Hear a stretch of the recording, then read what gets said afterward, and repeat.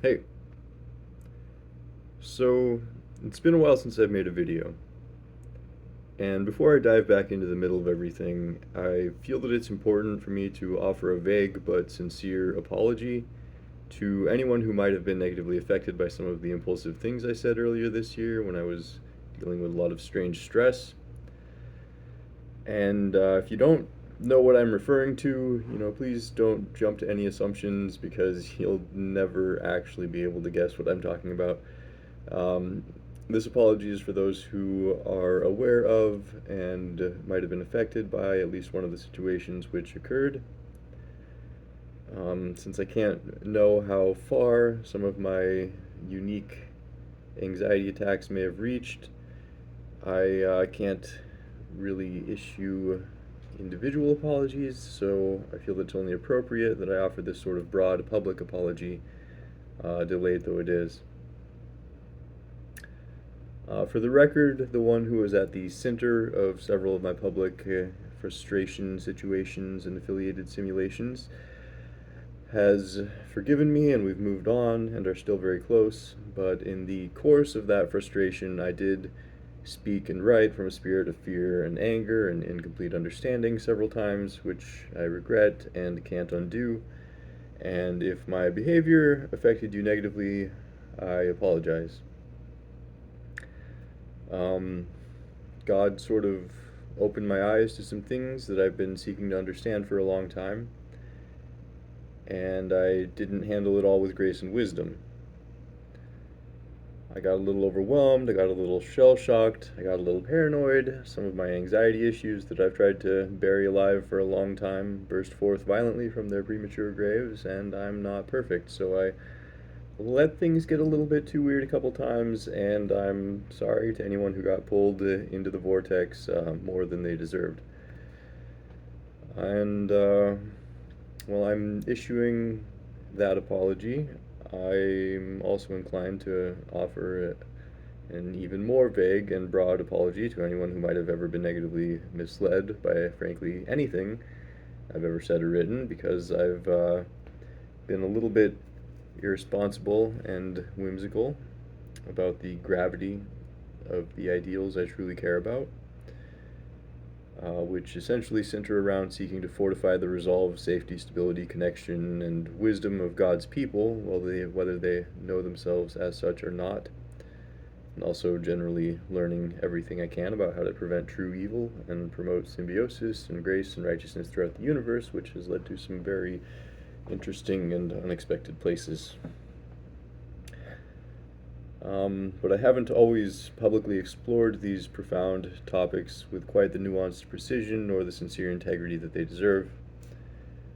While I've been overall well intentioned, and I do stand by a great deal of what I've said and written in the past, there have also been many times where my reasoning has been a bit flawed or naive, or I have imposed unhealthy frustration into my creative impulsiveness, which may have been something of a poison in my messages and thus hindered some of you who I intended to strengthen. So I'm going to heap that broad apology and regret next to the similarly hefty apology and regrets that I compiled in this year alone, and work to be wiser, more accurate, and more sincerely honorable about everything I do moving forward. Furthermore, I've also allowed some of these regrets to linger in me in an unhealthy way that I want to address and partially confess, to the point where I've been inhibiting myself in hesitation and indecision because I'm sort of over analytically fearful that my desire to share the gifts that God has given me with the world could be misused or abused if I don't present myself with unreasonably meticulous precision that covers every possible contingency and misunderstanding that could possibly arise. And that energy is a big part of why I've been so quiet for a while, even though it's not a real excuse. I've fallen a bit backwards into some of my old avoidant habits, which are frankly one of my greatest flaws, if I'm going to be perfectly honest. Um, I essentially experienced the edge of my breaking point in some new ways this year, and it's been a little bit nice to just avoid things and recuperate for a while after that, even though it's also become somewhat indulgent. So I kind of want to have this bit of transparency and acknowledgement of my mistakes and flaws, just to be a little more genuine with the world and to hold myself more accountable, and to not seem potentially as if I'm pretending to be something I'm not when I want to talk about transcendent ethics and sacred purpose and intention and karma and universal ideals and infinite benevolent potentiality, which must be fortified and protected by a robust spectrum of wide justice and things of that nature. I fully acknowledge my flaws and mistakes, but in spite of being imperfect, in spite of sometimes struggling to strike a healthy balance between airheaded forgiveness and lead-footed accountability, between stifling hesitation and volatile impulsivity, and between my sincerest ideals and my most amusing addictions, God has given me a great amount of mercy, insight, and responsibility, and I intend to share what has been given with me in more intelligent and safer ways as time marches on. That said, I'd like to use the rest of this video to offer some manner of fortitude, resolve, and clarity to those of you who also seek to grow in service to God, which is synonymous with the greatest possible benefit to you and to all life. If I seem wrong in these statements, or if you do not agree with me, then take my words with a grain of salt as they arise from my current finite understanding, or feel free to discuss them with me in the comment section. To begin, I'd like to offer a consideration of what is to me the most efficient way to simplify the root of all mental and spiritual illness among conscious souls. Essentially, all mental and spiritual illness arises from a combination of two broad factors: erroneous or delusional perceptions, and unhealthy or self-destructive irrational reactions to stimuli, often fueled by some manner of erroneous perception about the stimuli. Now, it's important when conceptualizing this to recognize that all humans are finite, and by nature of being finite, every single one of us holds some degree of erroneous perception and imperfect reaction to stimuli. It's simply impossible to know everything or to respond with immediate precision to abstract situations. Yet we can balance our imperfections and maintain symbiotic harmonious intention, activity, and understanding by consciously discerning when our thoughts or intuitions are beliefs and not facts, and recognizing and regulating ourselves when certain reactions are unjustly caustic to our own health or the souls around us. Furthermore, if we think of the act of helping the mentally ill in terms of addressing particularly unhealthy falsehoods or reactions, it can help us to conceptualize effective communication strategies which react to the particular nuanced problems that we are dealing with. Now I'm going to do a bit of multi-track drifting here before circling back to that. I want to talk about how I understand the nature of the Holy Spirit, which is not limited to those who identify as Christians, but is available in various degrees of strength and responsibility to all who are of the true Church of God, which is all who, with sincerity and integrity, pursue virtue and love and wisdom and grace and justice and all other good things. However, I'm certainly not saying that every well-intentioned person is constantly in healthy and accurate union with the Spirit of God, only that sincerity of benevolent intention allows us to learn how to notice when God is standing at the door of our souls and knocking. The diverse awareness of the Holy Spirit becomes more accessible to us as we deepen our understanding and purpose, and consciously practice letting it live alongside or surrounding our self-image and instincts, actively opening ourselves to a divinely sensitive intuition that we strive not to limit to our desires or assumptions. It is something that is separate from our material animal nature, and yet available for us to choose with our free will as we come to better understand some of the not-so-intuitive nuances of higher virtue and wisdom, which are like the introduction to the depths of God, which extend in all directions for those who seek more. God is connected to us tangentially by standing at the door and knocking, but we have to learn to be willing to open that door with our own free will to accept and comprehend grace or wisdom as it is, and not as we might assume it should be or try to force it to be. Furthermore, I would say that there are two major thresholds of the Holy Spirit, which are first, an enormously broad, continuous sacrificial effort in many different ways to build a stable foundation of virtue and prosperity for mankind by offering us the choice and opportunity to accept an evolutionary journey towards higher purpose, fortitude, stability, and an ever-expanding symbiotic understanding and integrity. And the second threshold is the act of climbing the soaring temple on top of that foundation, which is composed of unique and profound tests for individual souls who wish to accept the suffering or labor of greater responsibility or knowledge within so many different unique facets of our lives and our impact on the world that can always be improved. For most, I feel that it's acceptable and encouraged to solidify oneself within the first threshold or foundation of the kingdom, and to help fill in spiritual potholes and pitfalls, and to designate speed bumps and playgrounds, and to learn to take purer care of those who are near to us.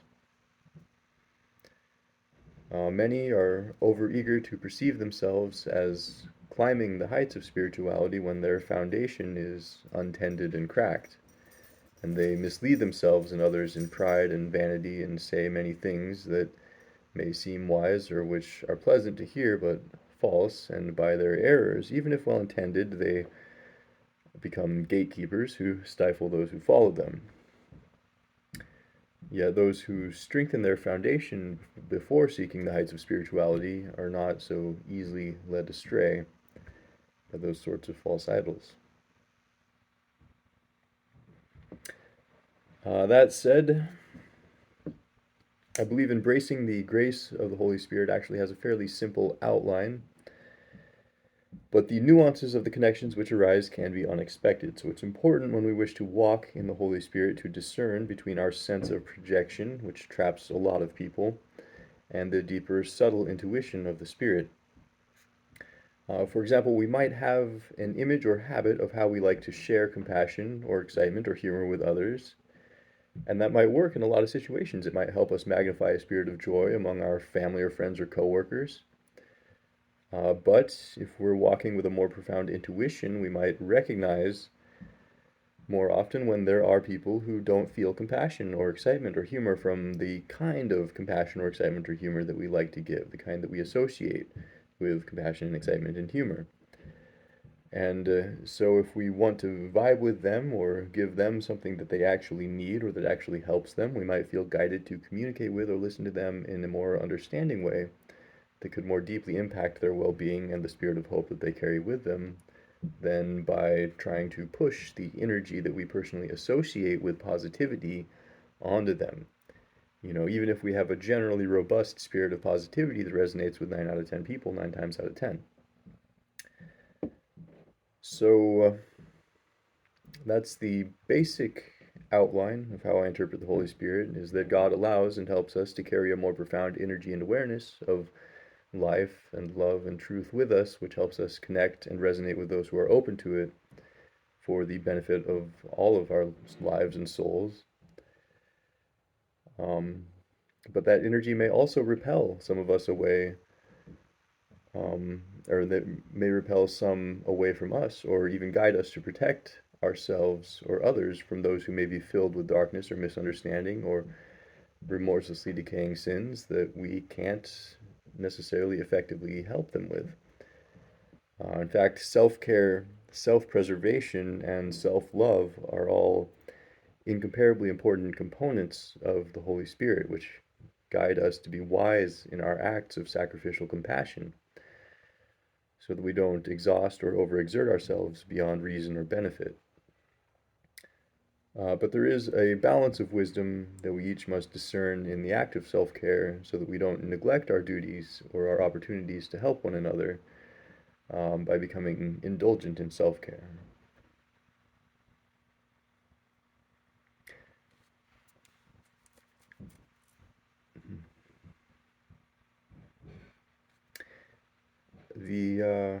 So the Holy Spirit guides us to be more discerning in feeling where people's souls are at and interacting with them in ways they understand and benefit from, which I personally haven't always been great at in the past because I've often desired too much to speak in a way to help people understand where I'm coming from, which isn't always possible and it isn't always what is most beneficial to others. If I'm, actually listening to a more subtle and profound intuition. In fact, trying to explain certain ideas or truths to some people often makes them quite angry and accomplishes the direct opposite of helping certain relationships or reconciling certain situations that arise. So the nuances of how to interact to the benefit and growth of those of those we wish to help, simply aren't always available to our own perceptions. So it can take a lot of subtle awareness to be open to an intuition that comes from a higher place of understanding and grace. Anyways, circling back to how this embodiment of the Holy Spirit applies to healing and reconciling mental and spiritual illness. I know that was some somewhat extensive multi-track drifting, but now we're back on one track. So, the essence of helping mentally and spiritually ill people centers around a combination of establishing and maintaining basic truths about reality and establishing and maintaining basic health, both with the self and with interactions with our communities. Now, the importance of establishing basic truth and basic health also applies to every other ethical consideration in the universe. So, here we go. First of all,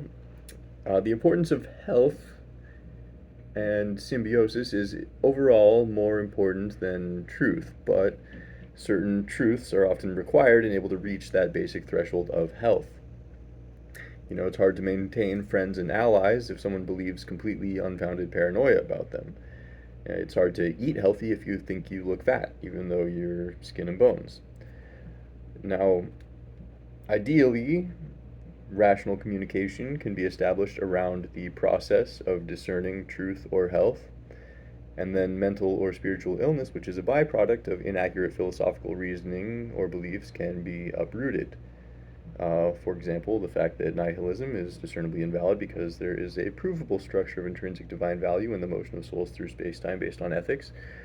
or the fact that there is no justifiable reason to ever hate oneself because the self-image is a quantum perceptual variable that can always change or grow regardless of the circumstances and associations which have led up to the current self-image. So hating the self is actually only ever representative of frustration with a false image of limitation. But of course, strict, meticulous, nuanced logic is not always a viable tool when dealing with the mentally or spiritually ill, especially if they've constructed an unreasonable image of you in their minds, and so deeper forms of communication which center around their particular limitations may become necessary and able to establish basic parameters of truth or health. Often these center around subconscious associations and nonverbal communication or spiritual sensation, all of which the guidance of the Spirit can help us to sense or recognize more intuitively. And mentally and spiritually ill people are often very eager to form unfair and unrealistic ossifying assumptions and images about the people around them based on how they feel about initial impressions or other subconscious associations. Which is a form of unhealthy reaction to stimuli wherein personal mimetic biases may override the ability to discern nuance in ongoing or future situations. People who are prone to this form of presumption are also often easily influenced to form associations about broad demographics based on circumstantial and biased presentations, such as news propaganda or online article headlines and thumbnails, without looking into or considering the actuality or implications thereof. For example, someone who has been traumatized by or even been conditioned to feel trauma about the idea of police might become incapable of hearing either genuine reason or feeling genuine concern or compassion from someone in a police uniform. Or someone might be quite averse to listening to or trying to understand something I'm explaining to them if I'm dressed too casually or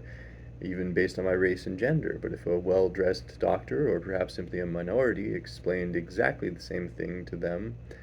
they might be inclined to try to listen. So, in this context, I have often felt guided by God to use somewhat roundabout tactics to offer compassion and wisdom to those who are resistant to understanding or accepting it. Of course, with more stable and intellectual souls, we can be more straightforward in both compassion and respectful disagreement and debate, but when it comes to those who struggle against or reject direct knowledge or understanding, it can sometimes be more effective to guide them towards health through storytelling or humor or sharing relevant music or media or bringing other friends into the equation or by simply listening to their unique problems and responding thoughtfully rather than asking them to fully understand certain components about themselves as we understand them. These roundabout methods can help us to help others feel the love of God and the spark of life and hope through us, even when it's difficult to directly explain how they can build a healthier outlook and habits within themselves.